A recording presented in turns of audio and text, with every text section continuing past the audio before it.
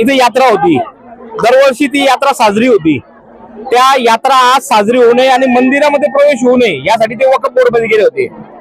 पण काही वर्ष 6 महिन्यापूर्वी ते वक्फ बोर्ड मध्ये सरकारने सुधारणा केली आहे। त्या सुधारणेचा फायदा आज झालाय।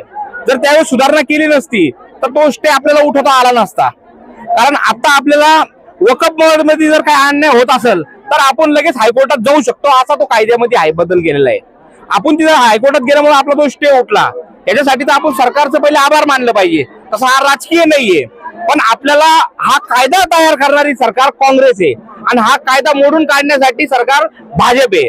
तर आपल्याला केंद्रात आणि राज्यात भाजप पाहिजे जर असे कायदे मोडीत काढायचे असेल तर। आतापर्यंत गो हत्याबंदी कायदा तयार नव्हता, ते बीजेपीचे काळ झाला। लव जिहादवर कायदा कुणी आतापर्यंत त्याच्यावर बोलायची हिंमत नव्हती केली।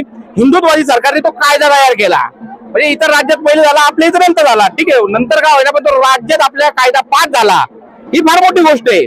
आज आम्ही पूर्णपणे संविधानिक पद्धतीने लढतोय। जेव्हा संविधान तयार झाला त्यावेळेस वक्फ बोर्डचं कुठेही नामोनिशाण नव्हता।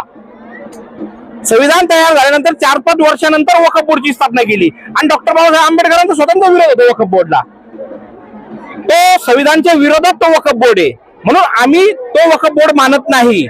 आणि जर हे संविधानचा अपमान करून असं वागत असेल तर काही काळासाठी आम्ही संविधानची माफी मागून आमच्या पद्धतीने आणि आमच्या धर्माच्या पद्धतीने हा कायदा मोडीत काढून आमच्या पद्धतीने इथं आम्ही ताबा घेऊ।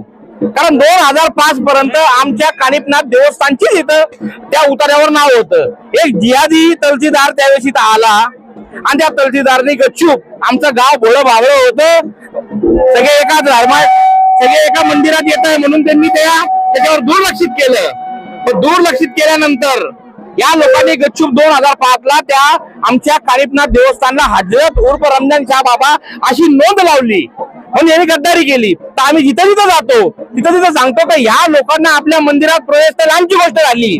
आता मडीत जसं आपण बघितलं, मडीमध्ये त्या परिसरामध्ये यांना दुकान लावायची सुद्धा परवानगी नाहीये। का बरं आम्ही सांगितलं, कारण आम्ही इतिहास पाहून शिकतोय। ज्या ज्या ठिकाणी तुम्ही आपण यांना सर्व धर्म समभाव म्हणून त्या मंदिरात एंट्री दिली त्या मंदिरावर यांनी कब्जे केले। आसेननगर जिल्ह्यामध्ये 16 नाथांचे मंदिर आहे आणि 265 एकर जमीन या लोकांच्या ताब्यात आहे। अशीच त्यासाठी यांना मंदिराच्या परिसरामध्ये पण कुठलीही दुकान लावून दिली नाही पाहिजे, यांना मंदिरात आपल्या प्रवेश दिला नाही पाहिजे। जर यांना प्रवेश करायचा असेल तर आमच्या विधिवंत त्यांनी धर्म सोडून मुस्लिम धर्म सोडून हिंदू धर्मात या आणि आमची पूजा तुम्हाला जी काही पूजा अर्चना करायची ती करा।